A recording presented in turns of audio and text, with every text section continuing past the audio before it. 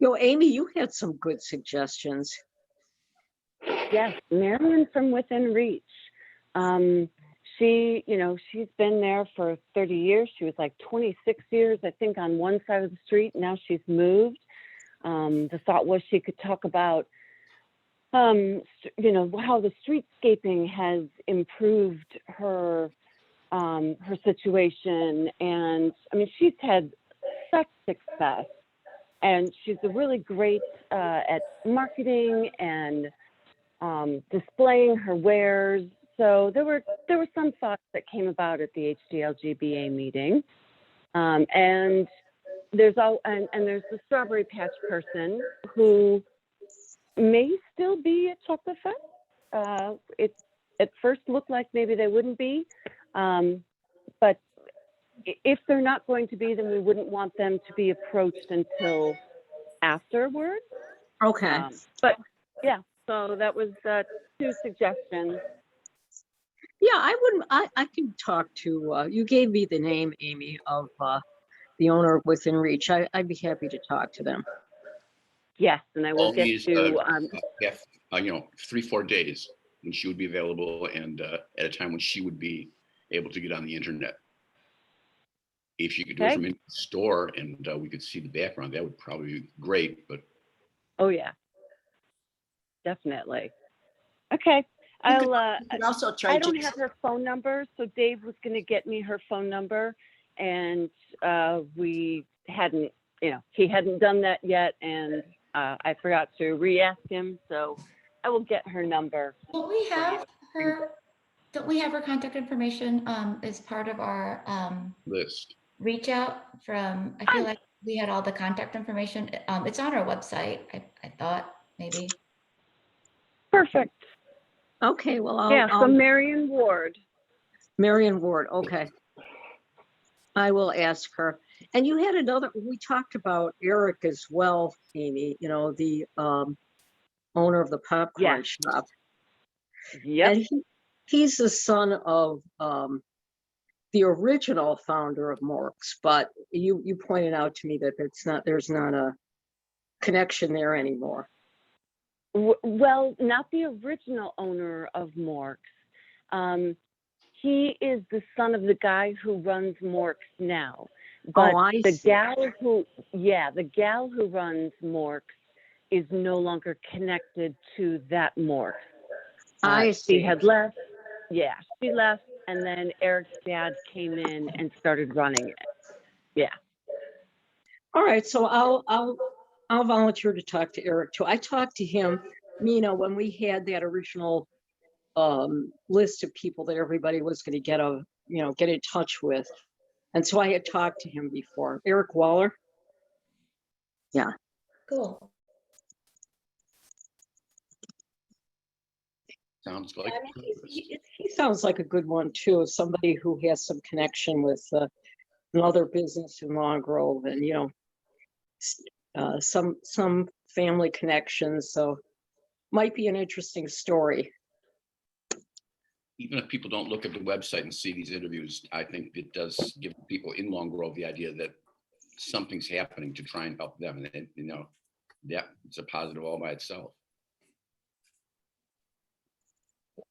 Might try Jesse DeSoto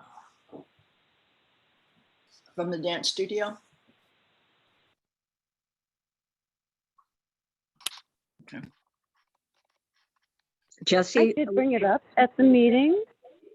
And so, but maybe there's something that should be put out to all the business owners, like, hey, you guys, there's this thing that you guys should, be watching for. And if you have something to say, then reach out. So I can have Jasmine do that. Yeah, that's a good idea, Amy. I like that idea. Yeah, that's good. And it'll give us some leads of people who might want to be part of this. And then we can kind of connect ourselves with them. Can I ask you, Amy, before we get on to the next topic, if you can let us know a little more about the plans for Chocolate Fest, because it's coming up soon. Yes. And okay, so the tickets are on sale. There is going to be an exhibition tent experience tent and an exposition tent. There is tickets for just the main thing for Saturday and Sunday, or you can buy an all experience pass, which is for both days. There's a VIP event going on Friday night, and there's different things that you can buy additional tickets for also. And that's probably about it. But the other thing I would say, we have decided to go with Strawberry Fest under Duff's direction. So this is going to be a Strawberry Fest like our old festivals. There is a cap at ticket sales, and that will be for about 11,000 a day, but they'll be spread out throughout town. That gives us our metric of 30 per 1,000 square feet. And they'll be watching like certain areas, you can only have X amount of people in a certain area. They've changed the date. It's going to be July 17th weekend, as opposed to our formula, which is the 4th weekend in June. That gives a few more weeks for them to prepare for it. They're doing the whole mask and sanitizing and all that. But it's going to be pretty much like a regular Strawberry Fest. I think even like the batch fitters and everybody else, that didn't make me happy. I guess that's about it. Is there going to be entertainment, Amy, like any music or? Yep, there'll be bands throughout town, like we would have had in, for the old festivals. I think basically it's going to be like the old festivals. Now, actually, there is something that will change, and we have to figure that part out.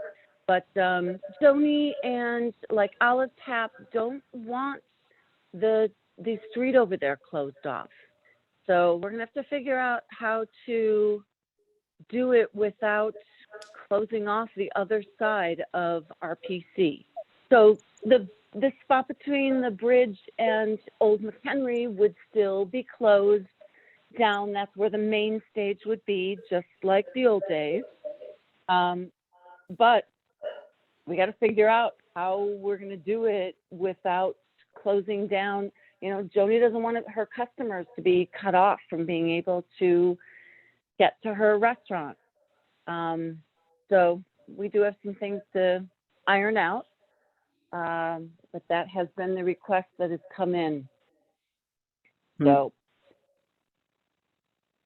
Yeah, I mean, that's sounds like it'll be a big crowd. I know parking is always a question. Yeah. But we will be figuring out how to get other places, like how, we used to use the old Dominic's by Buffalo restaurant. I think there's a problem. I think it was said that there's a problem getting that these days. So we have to iron out other places where we will be doing shuttles from, because there's no way that we can, the church will still be doing theirs.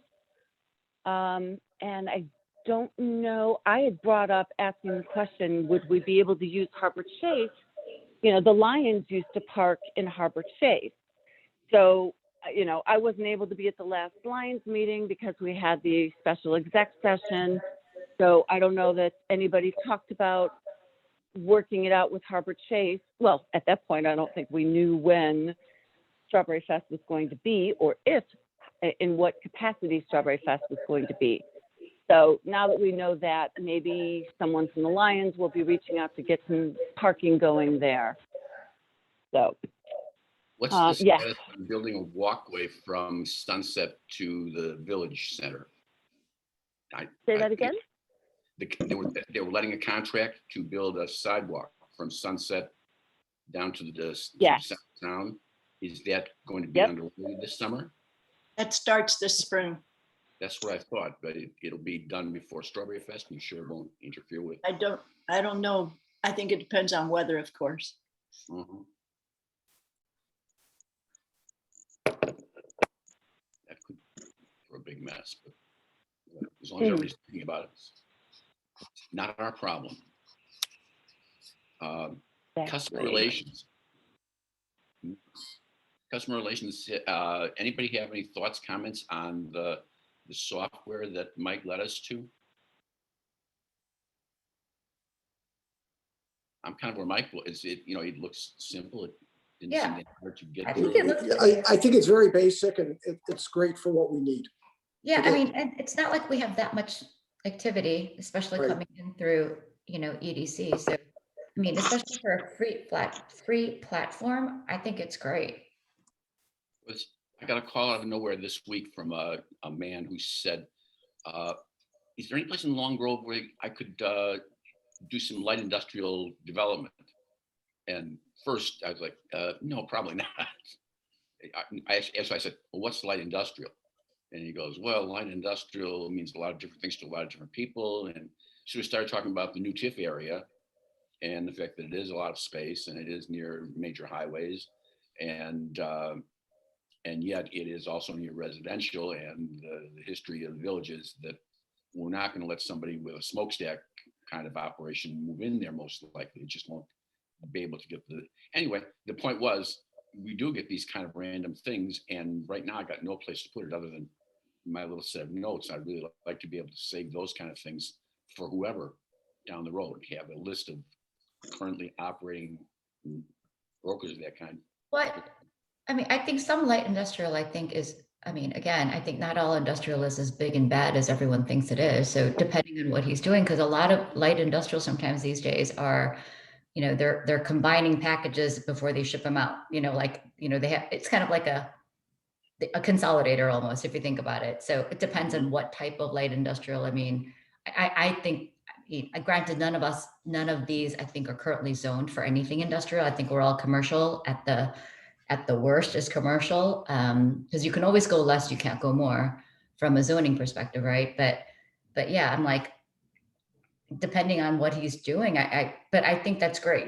But that's why I think Mike's, CRM platform that he suggested it's free. I mean, Yeah. being first and foremost, I think that it's a free tool that looks pretty simple to use, and for sure. And since Roger, you're the one fielding those calls, yeah, definitely. Yeah. But yeah, so what do we need to do to sign up for that? I'll take a look into it. I don't think it's anything more than registering and setting up a free account with HubSpot. Excuse me. And then I believe there's free, online training how to use HubSpot that's part of it. I got an email from them the other day, so I'll forward that to you, Roger, and we can figure that out together. Hopefully they won't want to charge more because we're going to do it in the name of the village. But we'll see. That sounds good. Okay. Next thing on the agenda is the TIF information sheet. Wrap that up.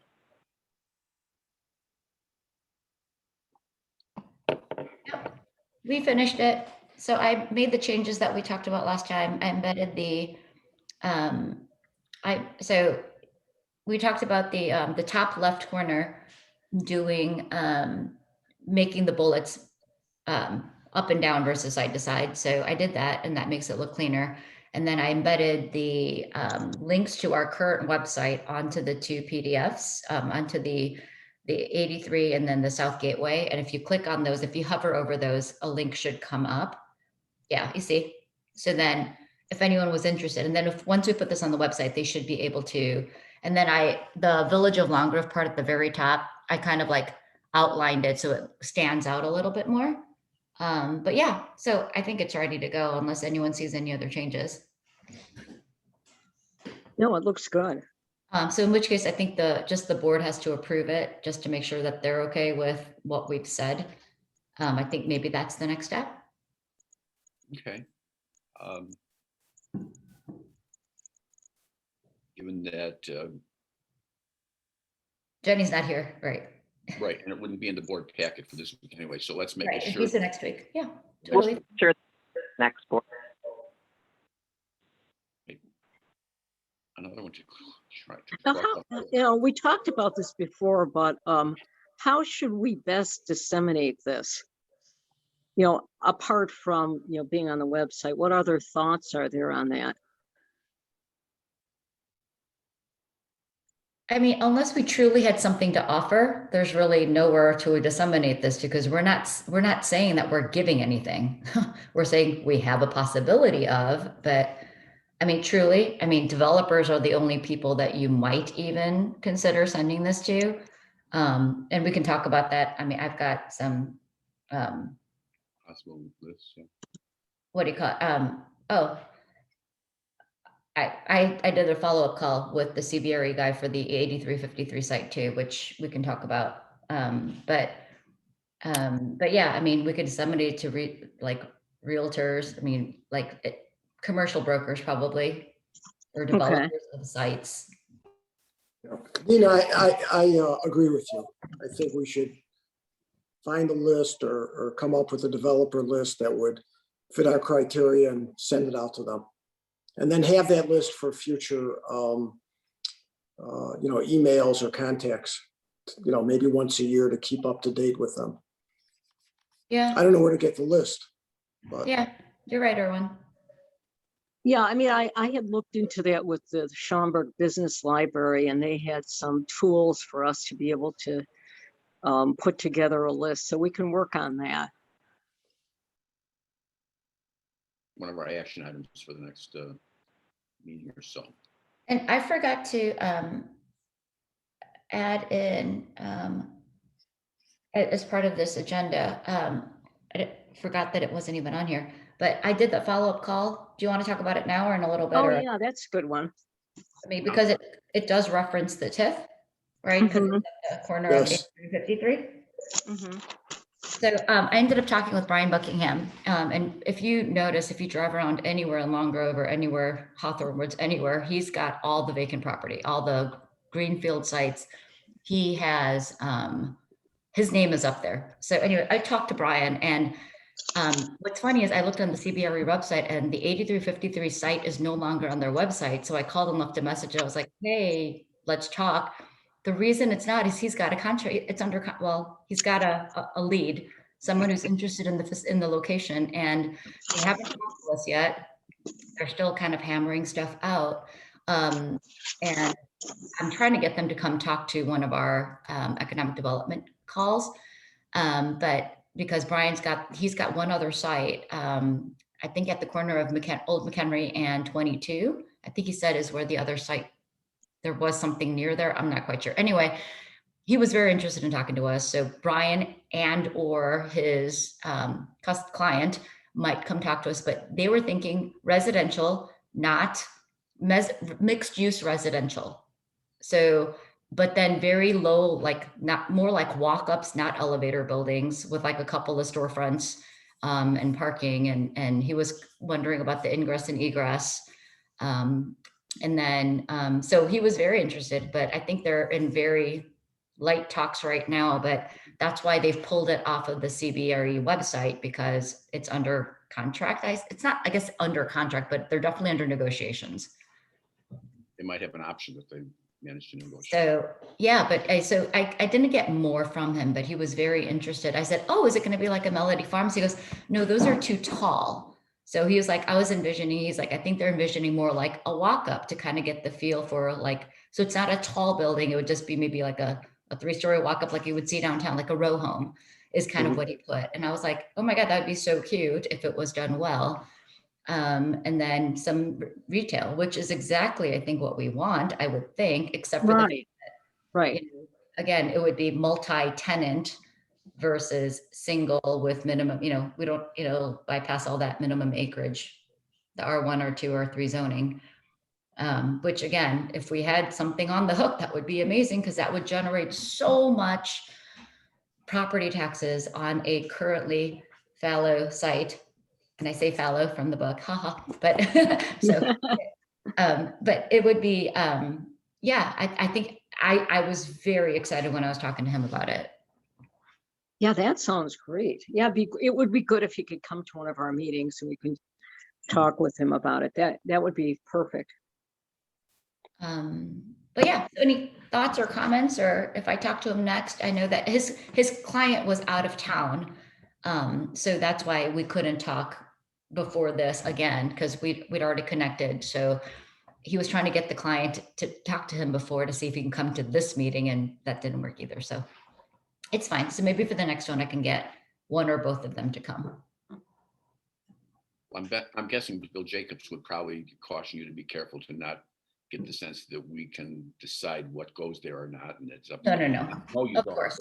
but It was more of a, I think he was just excited that someone from the village reached out more than anything, right? Just to, because again, because he also mentioned that Long Grove has the image or perception of not being very business friendly. And so he was like, wow, this is amazing that you guys are even. And I said, I asked him, I'm like, what kind of residential? And I'm like, is it going to be senior living? And he's like, no, it'd be just normal. I'm like, okay. So, but yeah, no. I told him that was more of a educational, like, hey, how can we help you? What can we do for you? And you know, what else? Because I was thinking that maybe they got rid of it because they couldn't sell it. And that's why they were no longer representing it, but then the sign would have come down. So anyway, but I still don't see like an under contract sign on the billboard itself. So that's why I think he's still on the hook, but maybe not quite caught. Maybe it'd be good if we invited him just to give us sort of a, what he sees out there. It doesn't have to be on what's going on with these negotiations, but what he sees is, like you said, Nina, his name's all over. And then that would show that we really care about working with people like him. Absolutely.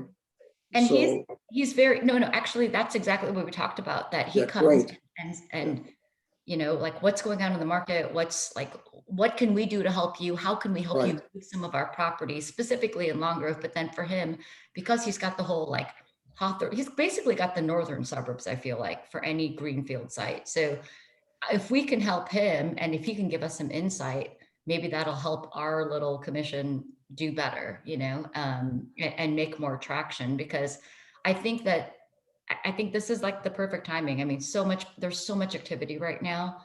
This would be perfect timing from a real estate perspective and for us to get educated about what these real estate brokers are seeing right now. And Brian was all over that. Great. I see his name all over now. Since you mentioned his name 2 weeks ago, when I look at the signs now, I see his name. You know, like when you buy a car or like you see something, it's like, once you know about it, then you like see it everywhere and you're like, oh my God. Right. You know, when I talked to this guy last week about development, we ended up spending some time talking about other possibilities in the Long Grove area. And I just want you to get what I said and whether it was appropriate or not. I said, the situation with Long Grove is that we don't take a property tax. So we're relying upon bling, bling, and bling for our revenues, which is why when we look at things, we're very interested in what kind of sales tax it's going to generate. To talk about the real property tax, not so much excitement as much as, anyway, except for I would say I would counter just briefly is except for the TIF areas. The TIF areas, we generate the property tax and it benefits Long Grove because we get the TIF increment. Not in the everywhere else part, but in the TIF, and then anything sales specifically in the area where we have the additional sales tax, the SSA. Yeah, that's the only other part where we really generate excess. So those are the ones we really want to focus in on. Maybe a theme that we should. 22, from Robert Parker, not from Old McHenry to 83, that quarter, and then further west, and what's going on there. And he didn't realize that they had significant plans to widen 22 through there, and that was going to impact, so. It's worth to generate these discussions with these brokers. Roger, what I was going to add on is I think we should try during the next year to have 2 or 3 quote unquote Brians to, where we could tell them that, hey, you know, we're a resource to you. You tell us what's going on in the market, or even the gentleman you spoke to. Hey, would you like to meet some people from the commission? Are there specific questions you may have? And it's so easy now on Zoom, you know, until we get back to in-face meetings. So I think we should think about who we can invite for, you know, 10 or 15 minutes to talk to. And it sort of spreads the word when, you know, some of the developers get together and say, hey, you know, Long Grove was sort of, proactive. And they asked me to speak and I gave them some input. And there may be others like that also. So maybe we should keep our eyes open for the next, you know, people who talk to, even the lady I spoke to on the piano sales and training. Just, hey, you know, she had such positive things to say about Long Grove, and tell her we're still interested. I could just reach out to her and see if she'd like to just, you know, join us for a few minutes at some point. I think that's a great idea, especially because, again, the image is still out there that we are just hard to work with. And I think that we need to start dispelling that. And I think Erwin's suggestion of doing a broker, a quarter even, or someone else who is even showing interest to show them like, hey, like, we're willing to talk to you. And we personally may not be able to do anything, but we could make suggestions or recommendations to the board, you know, or give you the right contacts. And Right. you know, that way it shows that we're being proactive and that we really want more business, that we're not just stodgy old people Right. doing nothing, you know, and just, you know, living large or whatever it is that people perceive us to be. Right. So the other thing was, and Roger, I just wanted to go back. So you sent an email last week about that in light farming. Is that the same guy that you're talking about? No, that's a So different. you keep getting calls. That's great. Isn't that nice? Yeah. What, Roger, would you explain more about what he was thinking about with that light farming? I'm not sure he knows what he was thinking about, but his first idea was it would be cute and maybe profitable to have a greengrocer in town. That was a farm to table kind of a greengrocer, where he could have some, I think what he's talking about are temporary greenhouses. They're made out of plastic rather than glass, so they're relatively inexpensive to put up. And I found out from talking to other people that they are. They're easy to take up and they're easy to take down. So he would grow, and he would have an extended growing season, and he would be able to be someplace where there's a fair amount of traffic and be able to sell fresh vegetables. You know, he said, and maybe eggs too. I can have a chicken coop in the backyard. And so the place that he saw and he had been thinking this way was Towner Green, which is the open space right across from Village Tavern that has nothing there except a court that's at the back end. It's the old Towner farmhouse. So anyway, he's interested in areas like that, which is why I reached out to everybody and said, can you think of anything that might accommodate this guy's activity? And it's not an easy find, but then he's, you know, after some more things developed and after he got the input from Ron about what the requirements of the zoning code are, he was even like, well, you know, I might consider a larger site and do a little bit more commercial kind of growing of vegetables.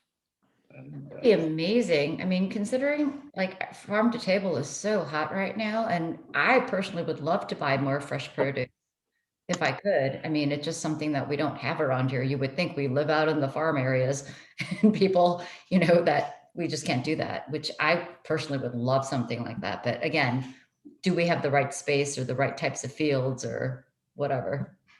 Oh, actually, you said greenhouse. I guess it wouldn't matter. But again, I think it would depend. Is it ugly? I mean, is it going to be ugly looking versus? the message that came back from Ron was not in Long Grove, you aren't. It was very, you know, our zoning just won't let you do that. And it was Who is Ron? the village manager. I mean, sorry, the village planner, Huff. Jim Hogue? Jim.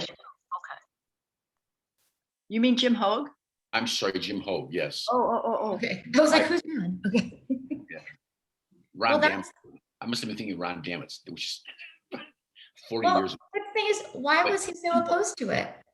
Like, I'm just curious. Like, It wasn't that he was opposed to it. It was just that he, in a rather linear way, said, these are the regulations and the things you're doing, we can't do there.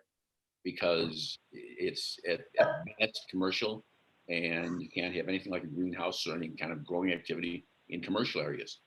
Okay, but okay, I'm sorry, but here I'm just gonna, like, I think stuff like that needs to be vetted before it's completely like denied, because what if that really is a good opportunity? Like, why can't we vet that out first before we kibosh it? Because that goes exactly to the same point of us being a very anti-business area. Like, we don't even vet it all out before we say no.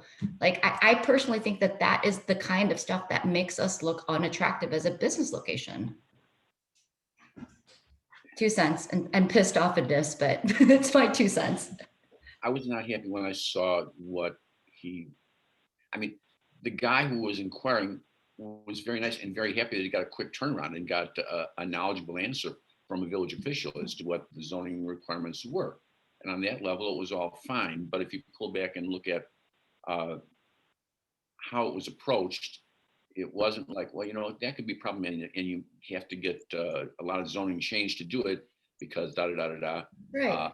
But isn't that an interesting idea? And it wasn't. It was just, nope, can't do it. And I understand he was asked a question, he was told the answer. Yeah, but if you look at the comprehensive plan, the current farmland at Old McHenry and 22, and that's a significantly larger piece. It's 30 some odd acres. Mm-hmm. The comprehensive plan calls for possible farm to table at that location. A lot of this stuff is driven by not only the comprehensive plan, but zoning. If this guy's talking about 5 acres, that would be difficult to find. That would be difficult for him to find in Long Grove, because most 5-acre pieces that I can think of right now are pretty much residential or B1. But if you look at something like the old Brickman spot that's now Brightview, they have agricultural zoning, and I don't think they've grown anything there for 20 years. They just store vehicles. So, but the property across the street from it could possibly, maybe, Brightview owns it. So I don't know if this guy would, I have no idea what this guy's planning except to plant some vegetables. Yeah, I think you said, Roger, that he wanted to lease something. So I don't know, he wasn't looking to buy and develop. So that would mean that he'd have to talk to some of these owners. I don't know who that would be.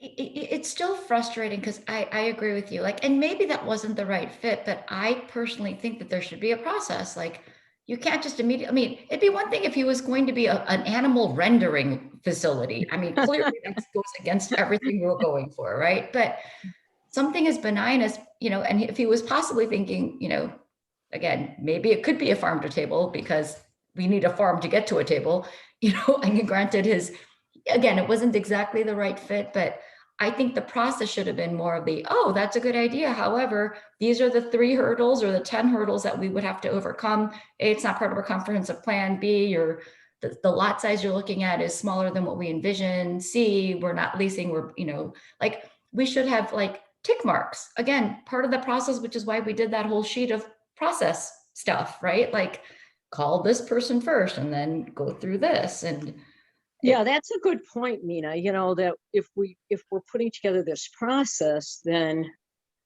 maybe we need to use these situations as examples of how we're going to do it. Start by calling whatever, the village planner is part of that, but it's not the whole thing. Well, bear in mind, we don't know exactly what he said to Jim. Agreed. No, agreed. But I just think that he said, I want to, put a farm on town screen. We don't even own that. Simply a copy of his email that was forwarded from me to Jim. Yeah. And he came back with the answer. Well, anyway, I just personally, I'm like, we went through such a long process of vetting out, of doing that informational sheet of the flow chart, that I think we need to start following our flow chart. Yeah, you have a good point, Mina. At the end of the day, it doesn't mean we don't know, we're not going to advocate for anything, but if, let's say there were 2 or 3 potential owners of farm property now who he could at least talk to, There are and 2 single-family residences directly across the street from the fire station, which are R1 zoning, 1 acre zoning. So they're fairly decent sized lots. And they're, Randy Towner from the gas station told me that they're both are owned by the people who own the Village Tavern and rented out. So they're just rental spaces there. They're not the most attractive spaces. They're certainly not landscaped very much. And to the extent that one of them might be turned into a place where you could buy vegetables, that might be a better use of that property. But it would take significant zoning variation. And I don't know that and I didn't look at the comprehensive plan to see what if anything that says for how that area should develop. But there are possibilities like that. They're floating out there. And again, we might have completely hated his idea, but I think, again, part of what economic development is, we're trying to grow our economy through development of properties and vacant spaces or spaces that are not being productive. And if we are immediately kiboshing something because of whatever, I think we need to have, again, these are the reasons why no. I mean, or it's frankly just ugly, or I mean, again, stupid reason, but I think we need to vet them out and give them very specific, like, it's not zoned, which is very huge if it's not currently zoned, but then we're going to run into things where something may not be exactly the right zoning. That I know in other communities where I work, they will, if it's a project they want, they will meet and let me, they won't drastically change from an industrial zoning to a residential, or residential to industrial, like they won't do that. But if it's a slightly different, because of the way it's classified, it needs a little bit different zoning, I know other communities will do it. And so that is what their economic development starts the process of. And that's where I'm thinking we need to do that. I will stop belaboring. Downtown Long Grove that's supposedly mimicking an 18th century farming community. And to have somebody who wants to have a farm store in a farming community, it just, there's some flow there to that could work. But it is, it's not an easy job to do that kind of stuff. But So if we got a phone call from someone like him this afternoon, what would be the next step? I don't have the flow chart in front of me. What would be the next step? Michael, do you remember the next step? Was it talking to the village manager? I think it was. Yeah, right? you know what? I have a comment here. I think that is correct. But here's where I think the disconnect is happening. We had an idea, and then we put that to the village planner, and the answer was not going to happen because it's there's nowhere zoned like that, right? So I think it's incumbent on us as the EDC and where we add value, that before we even introduce new prospective business to anyone in the village, whether it's the planner or the village manager, we sit down and have a long conversation and a discovery conversation. And what I didn't hear anywhere in this particular instance was, and he doesn't have it, which is fine, but what's the guy's business plan, and what's his projected revenue, and how much acreage does he need? And and maybe he, in this case, didn't have any of that.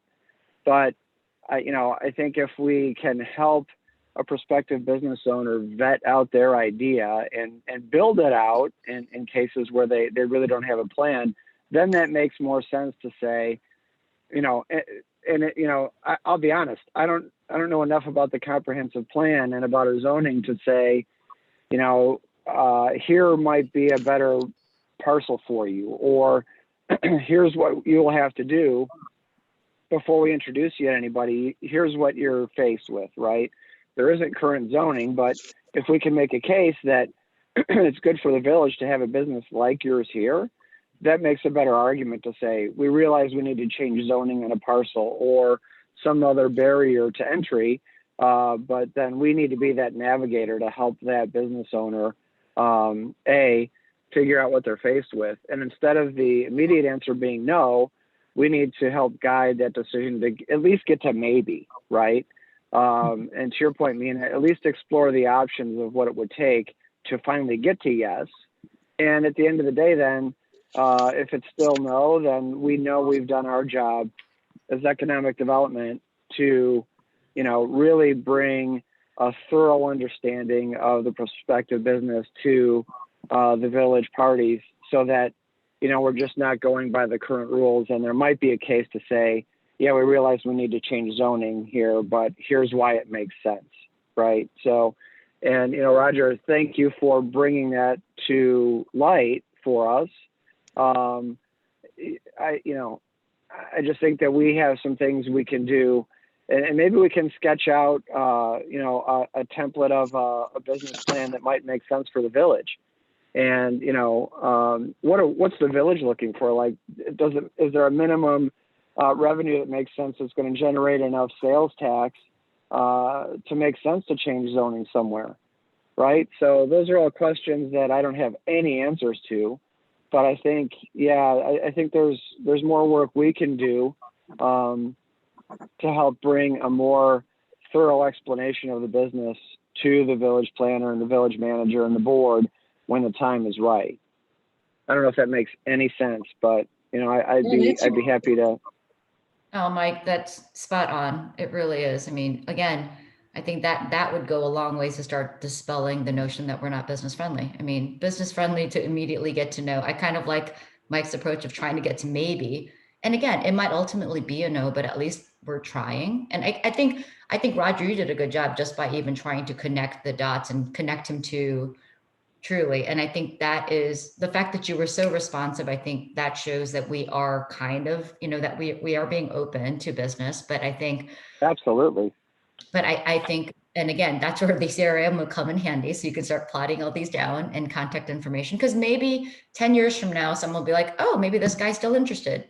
I don't know. But I mean, right now, the trend is towards more sustainable living and being more green and especially if the Historic Downtown Long Grove Business Association wants to do more 1835 something, this totally fits that. Like, we're growing our own produce and eggs and chickens and whatever. I mean, whatever. What if we did this? What if we had a little, I'll call it a checklist, but just a little listing of some questions and ask that person to talk to us and to address some of these issues. I think when Mike said, hey, do you have a business plan? Have you thought about this? Do you know about zoning? 5 or 6 things where they could talk to us about, and then we could send that on to the appropriate, or tell them or he or she who to talk to on that. But what we're trying to do is develop the environment that we're here to help. Here's some of the things that would help them. And I think, Mina, you just said, if he's not interested, you can't do it in Long Grove. Maybe that person will say, hey, they were very helpful. I wasn't able to do anything there, but I have a vibrant business down in Hawthorne Woods. I'll just, for an example. Okay, or take this case. You know what? I figured out I can't grow and also sell at retail, but I think Long Grove would be a great place for retail. I'm going to go grow it somewhere else. Yep, I agree with you, Erwin. And I'm glad to maybe come up with a half a dozen questions that we could send to someone and say, hey, why don't you join us? And here's some of the things that we'd like to know. If you have, if you got to the point where there's a business plan or an idea or a thought or what you want to model it after, that's great. Let us know, and we're going to try to help you. Okay, Yeah. if we, or we're going to tell you we can't. You know what I mean?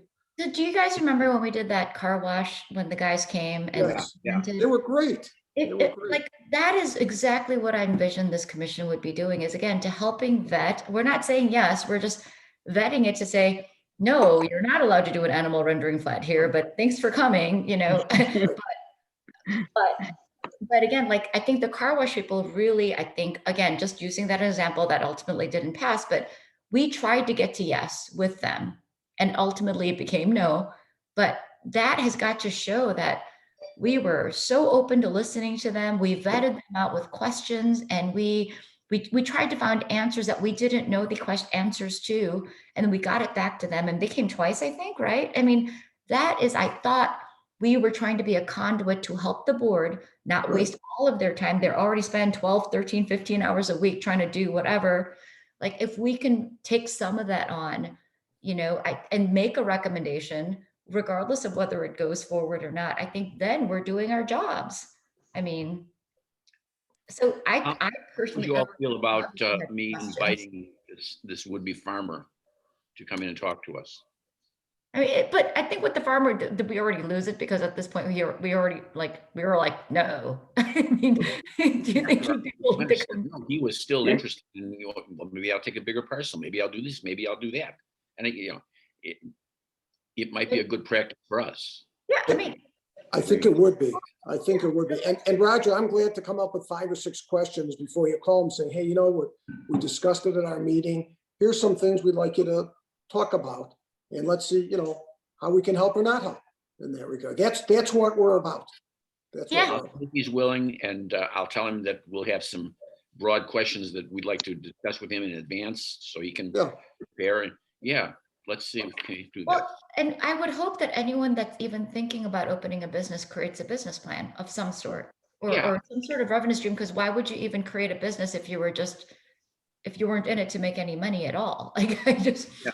But Nina, there's a lot of small business people that say, I'm a good salesman in selling clothing, or I'm a good designer, and they don't know. So us putting that question on there Yeah. is great. Hey, maybe, how do I do a business plan? What do I do? Right. Go to the library or go online, and there's some templates, and talk to some people about it, and so forth and so on. So I think that's our goal also. Erwin, I think it's wonderful if you made those questions for. I'll come up with a half a dozen questions where, it's nothing deep, but, hey, do you have a business plan? Why do you think this market is good? Why do you think Long Grove? Right. So forth. And so and I'll send it on, Roger, to you, and then we could disseminate that to Thanks. everyone and then talk to them. Same thing with this light industrial person. Yeah. Let's make, I think we should, the people who contact us, let's make them our friends. We may never do business with them, but let's make them our friends. Absolutely. Totally agree. Hey, Erwin, if it's okay, I wouldn't mind helping you with those questions, and I don't want to make it a complicated process, but maybe we can work on that together. Yeah. Mike, if you just want to shoot me an email sometime you have available, we can jump on the phone and go through it. It won't take Beautiful. long. It won't take Right. long. No, it shouldn't at all. Right. Exactly. That'd be great. Yay. So yeah, all of that coming from Brian, talking to Brian Buckingham, and hopefully he'll come talk to us maybe the next call. And then, but yeah, I think this is what economic development should be doing. So I gotta tell you, Nina, the car wash was one of the best meetings, or 2 best meetings I've ever attended, because that's what I felt we were all about. Me too. Yeah. Me too. And that's what kept me going. And then to get the kibosh on that, I mean, at least I felt like we were doing what we were supposed to be doing, or what the original vision was for economic development for EDC. So I'm still hopeful maybe we can get there. Well, One can hope and pray. it's a good step. This will be a Yeah. good step. Hey, So- Nina, what I love about what you just said is that it is what we're supposed to be doing.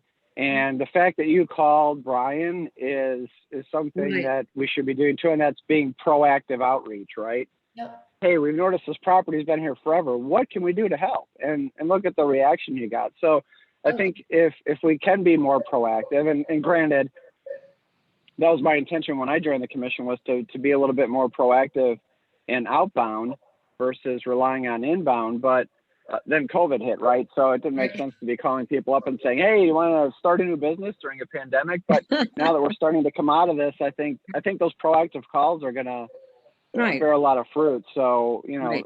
Roger, thank you for guiding the farmer, and Mina, thank you for that proactive outreach, because that's where we're going to make traction.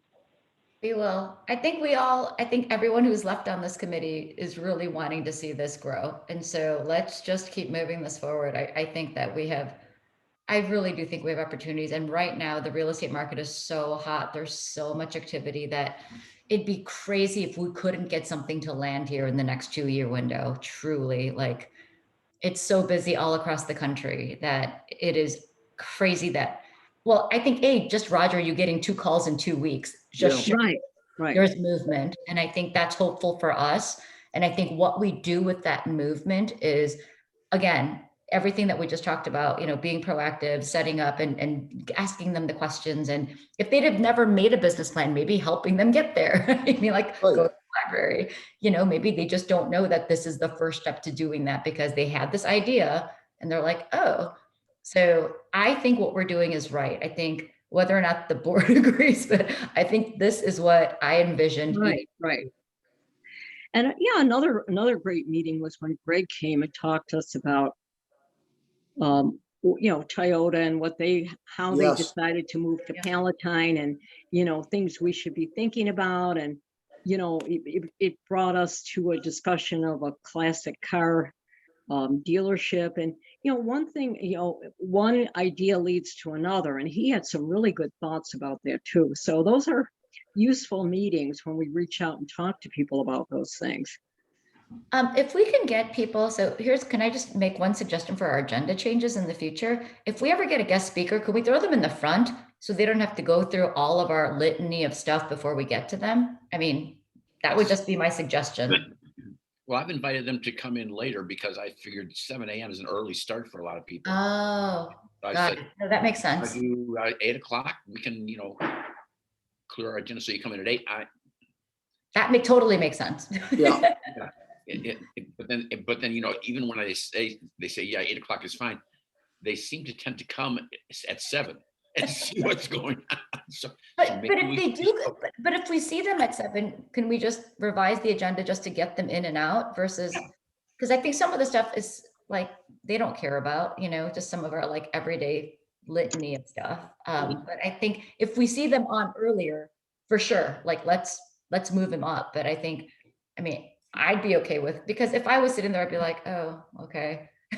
And then they also kind of see our dysfunction too, which sometimes you don't want them to see. Right. Also, going back to Mike's software, I call it the CRM. Maybe every quarter we should just review that. So this way we'll try to figure out if we should contact someone or not. I mean, it's automatic, but maybe that's what we should be doing also at our meetings. Making notes. Okay. Keeping track.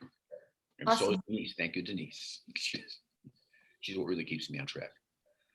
Yeah, and I think I mentioned that, I spoke with Matt Quinn, the communications director of the Illinois Restaurant Association, and he's agreed to come to our next May 11th EDC meeting. And, he's going to talk again about the progress Illinois is making and getting to that phase 5 of reopening, and the guidance that different businesses need or restaurants need to get there. And I was thinking we should try to invite some of the local businesses and tell them about his coming to the meeting, so they can formulate some questions and,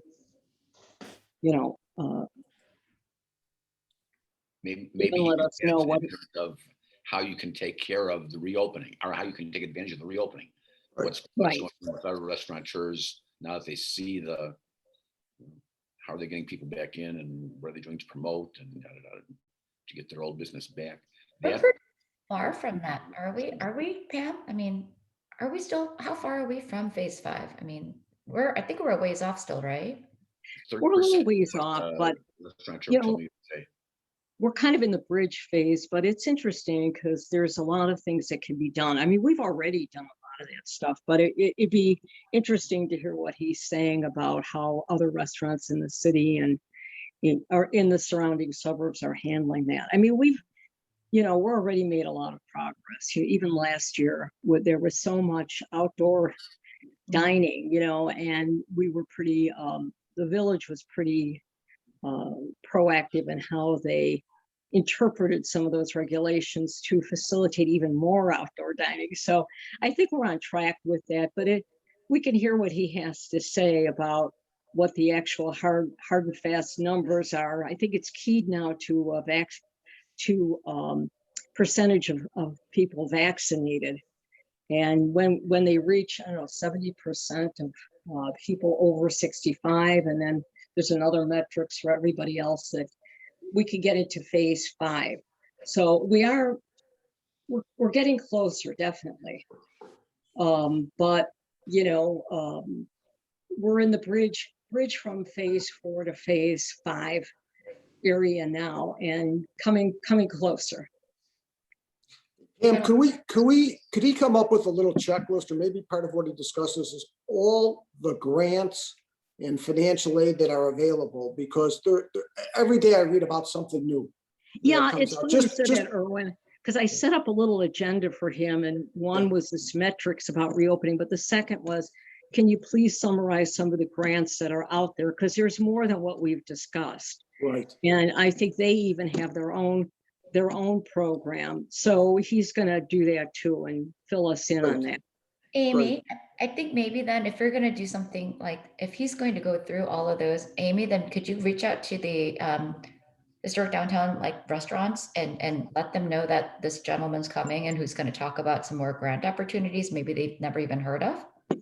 Yes, that's a great idea.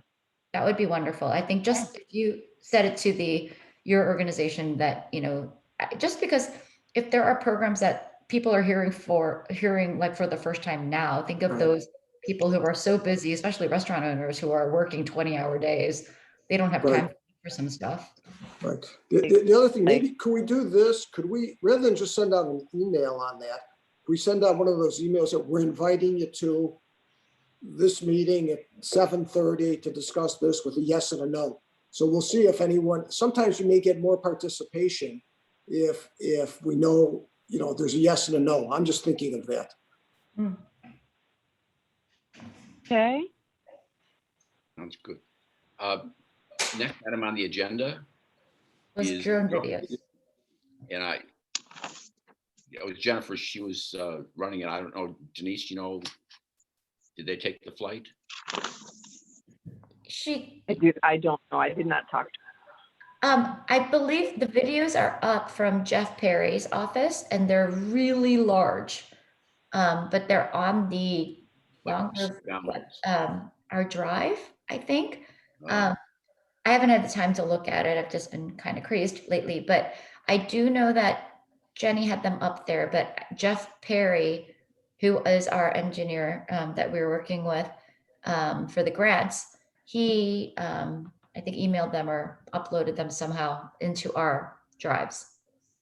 So they're there. Whether or not now, again, I haven't personally taken a look, but I know they're there. Right. So we're making progress. Yeah, Good. more progress. Next item is something we talked about at the last meeting about getting to new residents and passing information along and all that business. It was discussed at the last village board meeting. And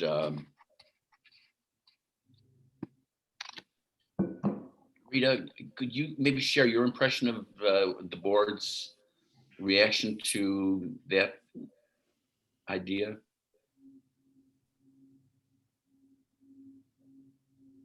I sure would if I could remember what we said. This was about the new residents contacting and Yes, I've been asking for that for over 4 years. And the conversation always seems to never go anywhere, which is extremely frustrating. If it's frustrating for me, it's frustrating for a lot of other people, I would think. What's the holdup on that, Rita? Like, why are they so hesitant about it? Because you would think it's a welcome package. It's a no-brainer. You're preaching to the choir here. I think in the past, the problem was who's going to do it.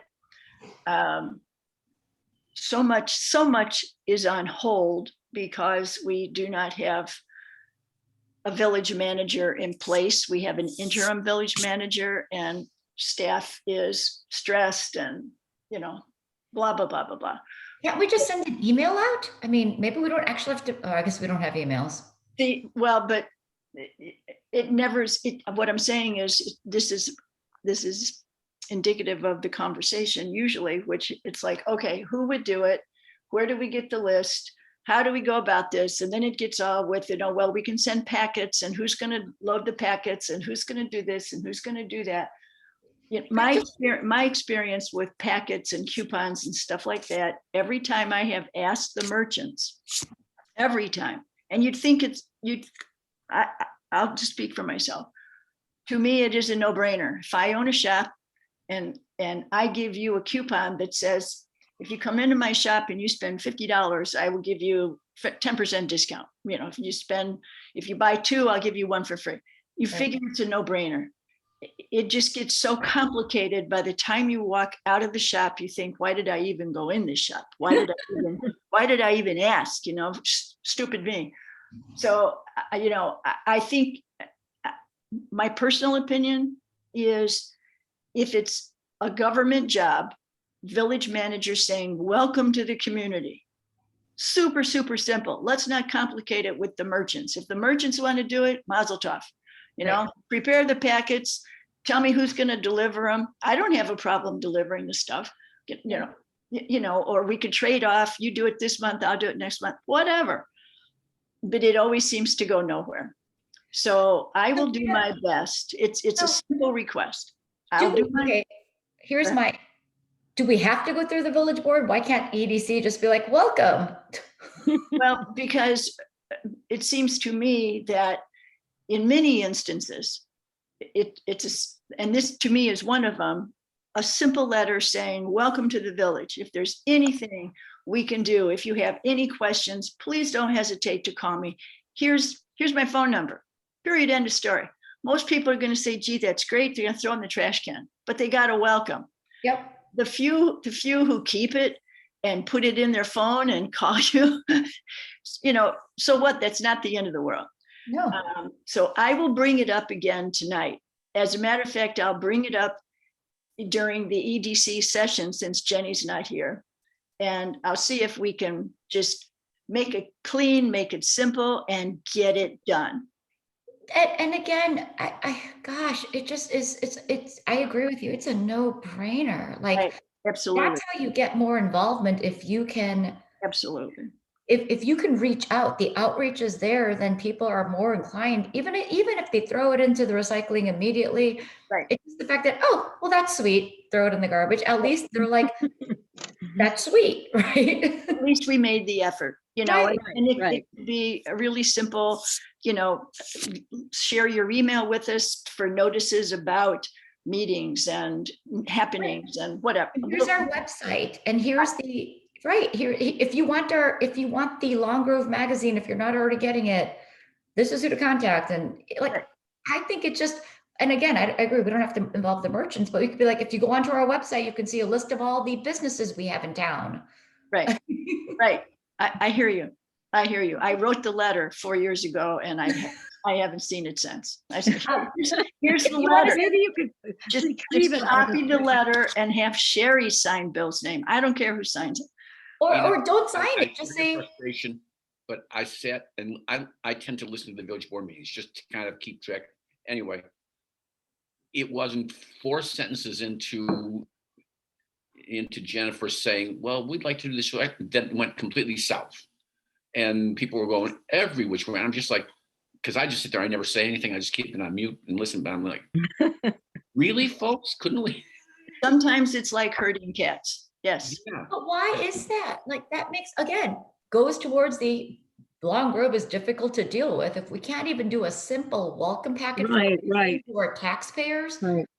good Lord, what are we Well, saying about because- businesses that aren't even here? Well, because if you complicate a letter, 8.5 by 11 sheet of paper, if you complicate it with welcome packets and who's going to load them and who's going to go around, who's going to coordinate, let's just start with the letter. Period. Exactly. Yeah, that's a great Yeah. idea, Rita. Just start with a letter and maybe include a few very welcoming type sentences. You know, No, we wouldn't do anything like that. I mean, even here's speaking of some things I do. Here's the name and number of the Illinois of the Long Grove Historical Society. Maybe you want to join. They have meetings, just something to make people feel like there's something. I'm even saying, if you want information, go to our website. This is the website. I mean, something simple, or just welcome if you have questions. If you can find the questions to answers, or you can find answers to questions such as, what are the schools? What are, whatever it is on our website. You don't even have to answer them. To say, if you have these, like, who's my garbage pickup guy or whatever, just what's garbage days? I don't know, but if we just direct it to the website even. That way no one's accountable. And I frankly don't think anyone needs to sign it. I personally think send the No, damn letter. Who It should, cares? it should come from the president, I think. You know, why not? Why not? But if we can't even get the letter and no one wants to sign it, shoot, I'll send out a letter from anonymous. I don't care, but that just seems like a no-brainer. So I think one of the reasons, maybe we need an explanation tonight if you're bringing it up again, that the EDC has recommended this because we want to get more people involved in the community, the new residents in the community, to help support the businesses, to be involved in community affairs. I think let's just explain why we're recommending this from that standpoint, not just where the welcome wagon.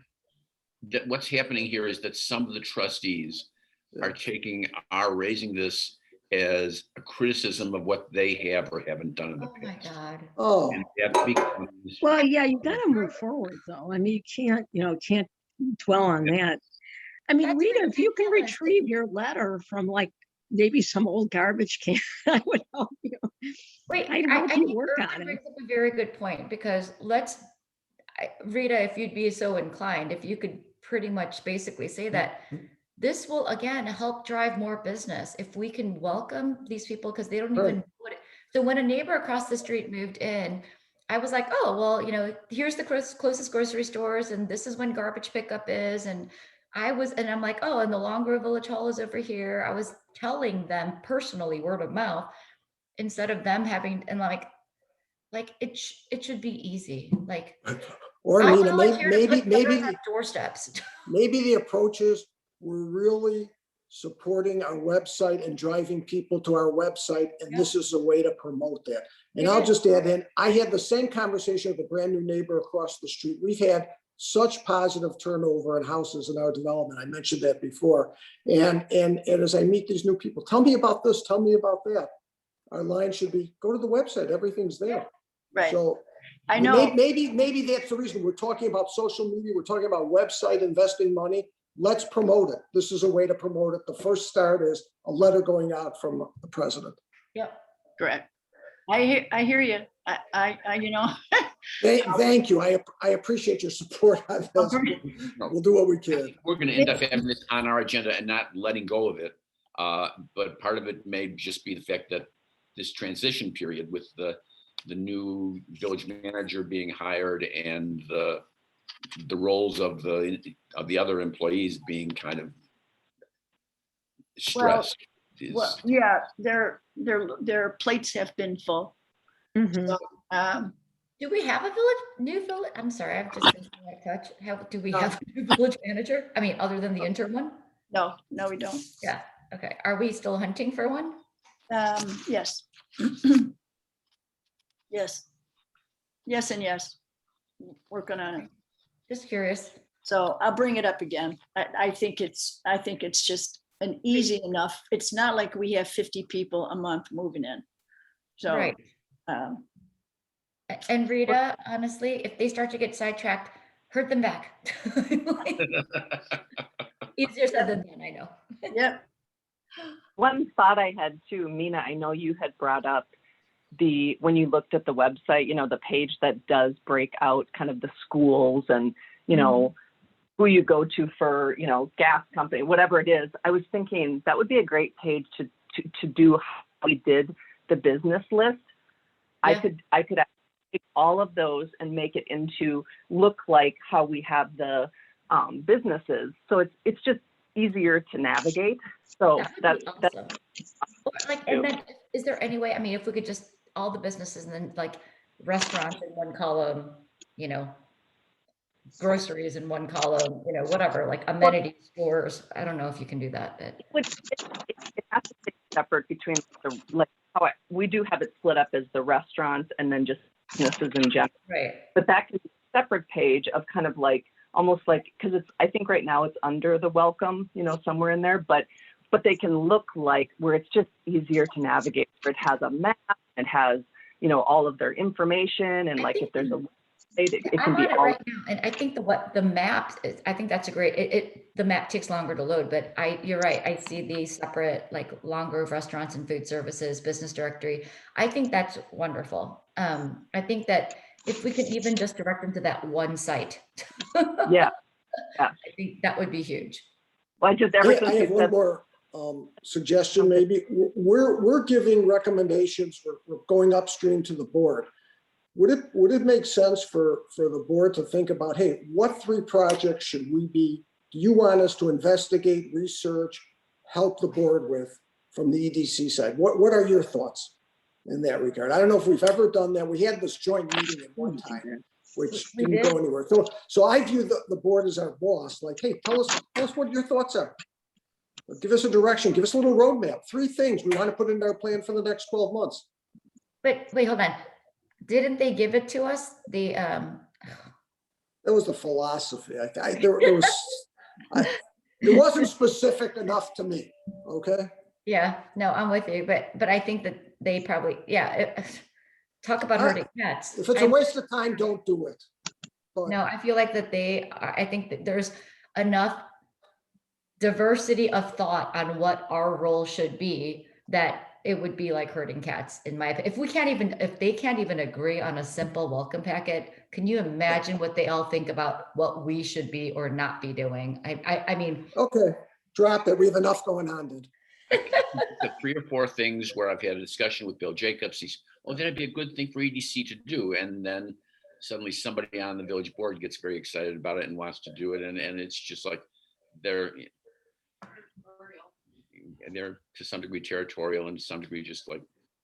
but So maybe I'll just reverse what I said. Maybe we have like the specific recommendations of what we're gonna do with trying to get like this person who wanted the fresh farm. Okay, we'll come up with our questions. That's our procedure. We'll send it to the right people. We'll try to keep stirring the pot to develop businesses to move in here or property to be sold.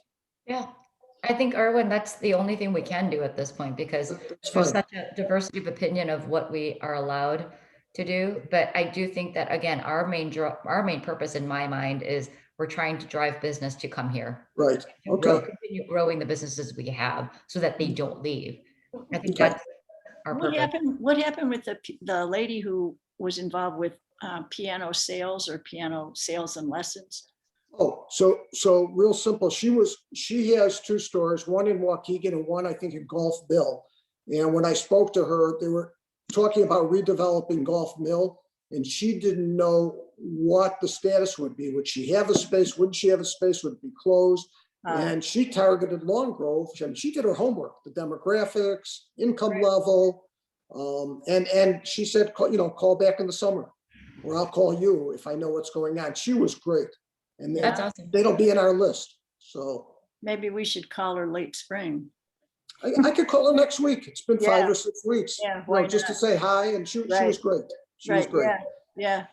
Because But people, Erwin, that's you being proactive and being exactly what we're trying to do. Right? Right. So that's Good. I guess, Mina, you just said it. We want to be proactive Yeah. and present as many opportunities as we can to businesses, current and future. Yep. Agreed. Yeah. And I think with people like that, when they're in flux, I don't think that the commercial is that different from the residential. If you just stay in touch with them every 2 to 3 weeks, just thought I'd touch base, no big thing, wondering how you're doing. You are top of mind. Yeah. And if on Wednesday, there's a big change in their lives, it's like, oh, wow, that guy just called me. Maybe he knows, maybe he's got something. Maybe, I mean, that's how those things usually unfold. And with this new CRM, it'll remind us to ping someone, Yes. right? Yeah. Yes, it will. It'll be That'll good. be very positive. Yeah, I think so too. But in which case, I think it's a nice segue, Roger, for the next item on the agenda Yes. for the TIF. Denise, can we see that microsite? what were you looking for? Isn't the microsite, was that the next one on the agenda? Yeah. Oh, I was thinking that we were looking at our microsite. No, I don't. Yeah, sorry. Although that would be nice. Well, we had that ranking sheet for looking at other websites, and Roger, you were suggesting we rank them. Well, yeah, to get some sense of what we thought was really positive and what we thought, yes. Do you remember what those websites were? Topic, well. Because I mean, there was like separate lists that went around. That's why I was like, I don't know which one I should be looking at. There was a list that I did, which was simply the websites of the surrounding suburbs, which was interesting to look at, but not all that relevant because the people who are going to do Long Grove's website didn't necessarily have those kind of capabilities. Right. So there was at least a list that Denise had that was circulated. Right.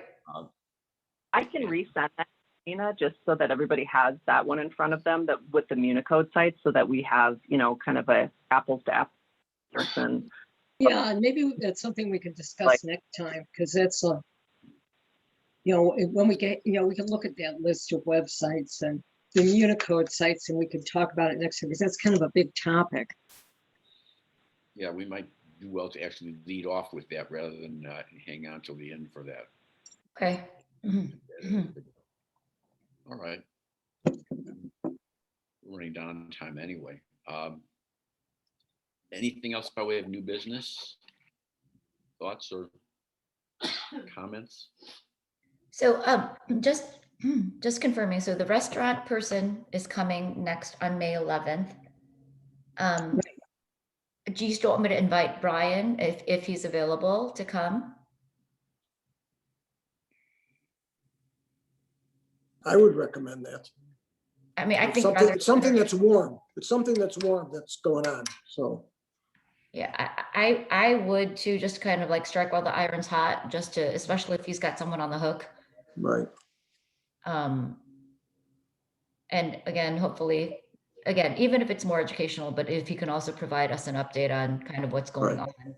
But if Right. that would be okay, do you want the restaurant guy to go first at 7:30 and then I invite Brian at 8?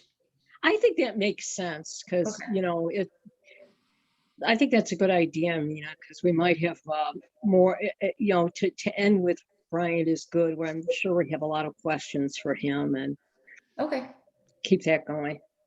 okay. Here's my question with the restaurant guy. How are we gonna get our businesses to attend this session? It's great for education for us, but I don't operate a restaurant here. But Amy's gonna send something out, right? To her. Yes. Okay, Can somebody send me more information about like his name, his official position? Do we know, is there a direction on what he's going to be speaking about? That way I can kind of give a little carrot out to the restaurant owner. Yeah, I'll send that to you, Amy. Awesome. Thank you. All his expertise. I would suggest with regarding Brian Buckingham, Uh-huh. if you tell him that we need information or sharing with him regarding revenue producing businesses, not residential, revenue producing. And what he finds the average entrepreneur is looking for from the village. A lot of times their answer is abatements, you know, private contributions, so on and so forth. Okay. So I'm sorry, so revenue producing businesses. Yeah, so that he concentrates on what we need. You know, Okay. we And- need sales tax revenue, Right. which would Well, be again, retail. and that's why he was thinking retail. I think they're still, again, they're still in the planning phases, or even thinking if this is a dream that might work on this property or not. So, but I will, Well, I would have him avoid that property because what he knows should be confidential and not shared. And what we say, got it. Okay. what we say could be held against us within that particular situation. So I would avoid Okay. that. Make that it more client. Yeah. So what revenue producing businesses are generating in terms of, or retail, or in terms of sales tax or total revenues from a retailer perspective, from a sales tax perspective? And what are they looking for from a village? Okay, And they're all going to say abatements. And it's like, well, we're not going to charge you to begin with. So there's an abatement right there. But they look for public-private partnerships. And Yeah, that's, I mean, like, so you're asking like what kind of incentives that they're looking for. But yeah, and with yes, thing is because, well, at least this property, I mean, again, but I mean, I can tell you that my clients are definitely looking for property tax incentives, but sure. from a TIF perspective though, yeah, okay, no, that's good. What they're looking for from the village.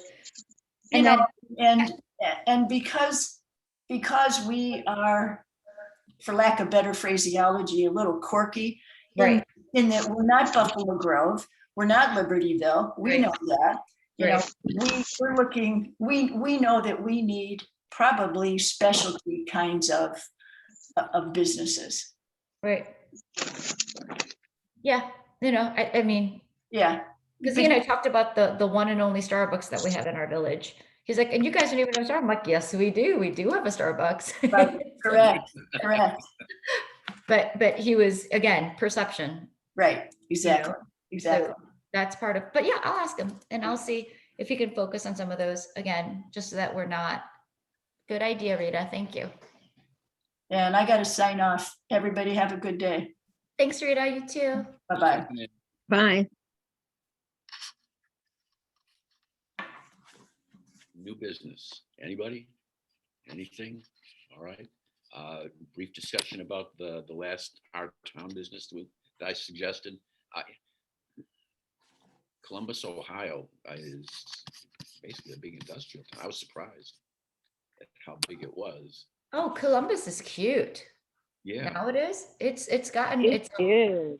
they have one of the biggest economic development organizations across the country. It's called Columbus 2020. I think now it was called Columbus 2020, but since we passed 2020, that was their goal. And now it's called Columbus, One Columbus. But it is a very snazzy, like super, like, I like how they talked about like how they got there and their kind of little, I appreciated the Fallows' approach to how they saw when they first got there.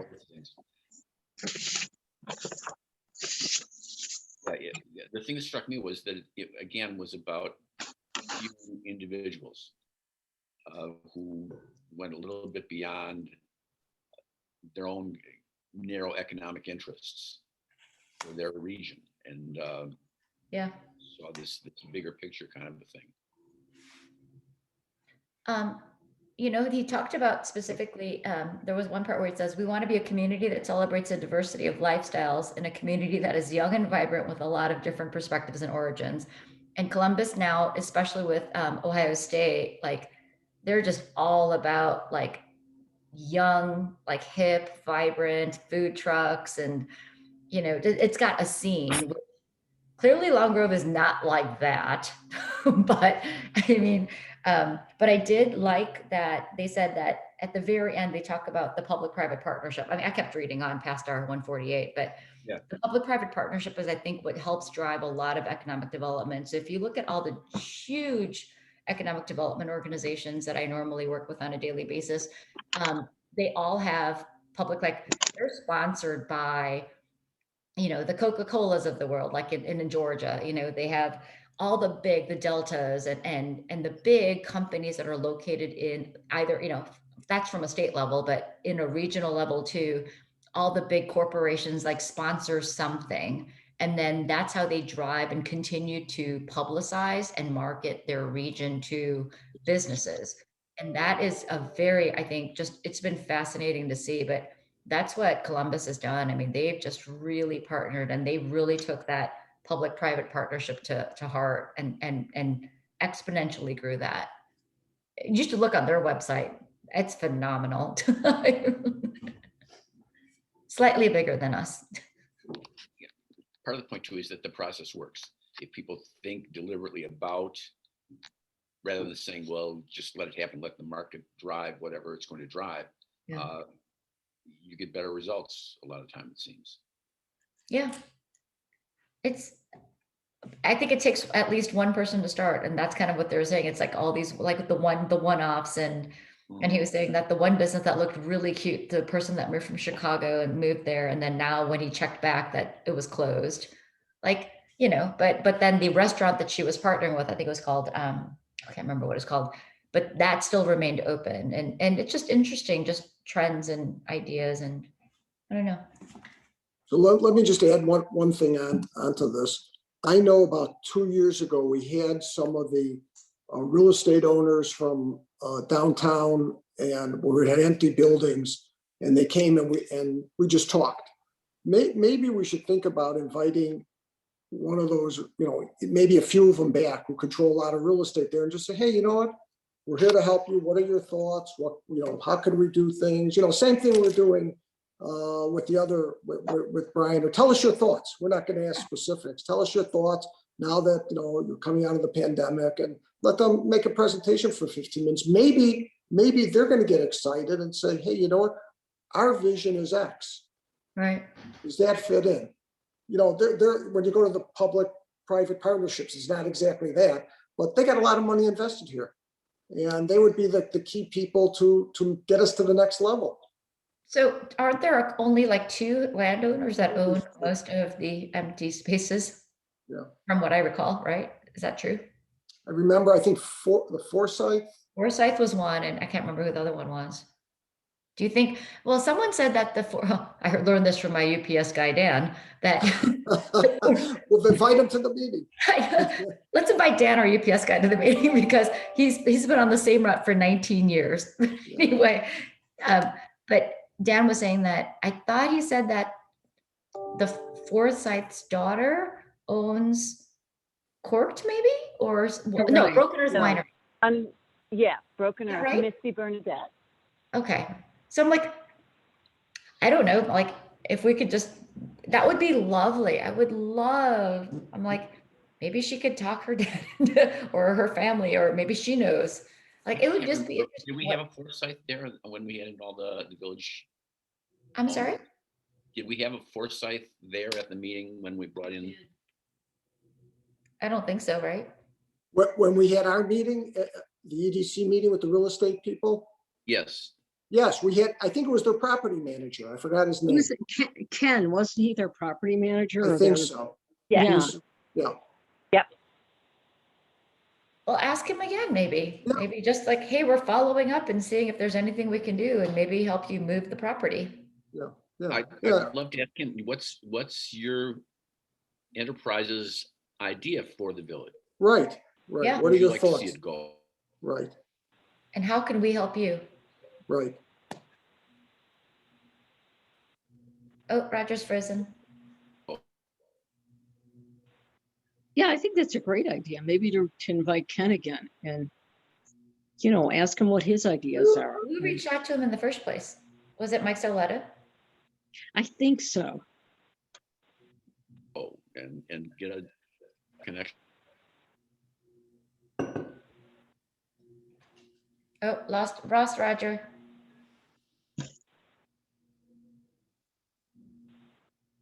What, maybe what we should do is put this on the agenda for the next meeting, just who we think we should invite to future meetings. I think that's a good idea, Erwin. Yeah. I agree. Because I really do like your idea, Erwin, of having these quarterly guests and having them talk, and just to show them that we're open. Like, right. We're there to listen. Yeah. We're not gonna propose or do anything. We're just there to listen. Yeah, I agree. Good idea. All right. Roger. Oh, Roger's back. Okay. I've got to cut out, Roger. Yeah. So. It's I think 8:30. we're done. Motion to adjourn, anybody? Wait, but we never approved the minutes. I know. So can we I just know. do that real fast? Yeah. Yeah, we can do that. Motion to approve the minutes. I move to approve the minutes. Second. Second. There's a second. Anybody opposed? Nobody being opposed. The minutes are approved. Yeah, how about a motion to adjourn So move. and a second? I second. All in favor? Aye. Aye. Thanks, everyone. Great call today. That was a lot of fun. Thank you. And Mike Elliott, just shoot me an email. Sometimes you may be available the next few days for a call. Sounds good. Yep, I will definitely do that. And thanks, Amy, for joining. Yeah, thank you, Absolutely. Amy. All right. Bye, guys. Have a great day. A little tip. So the Bader-Meinhof phenomena is what you guys were talking about with Brian Buckingham. When you hear something for the first time and then you see it a bunch of times, just a little aside. I love passing on that little info. Well, thank you.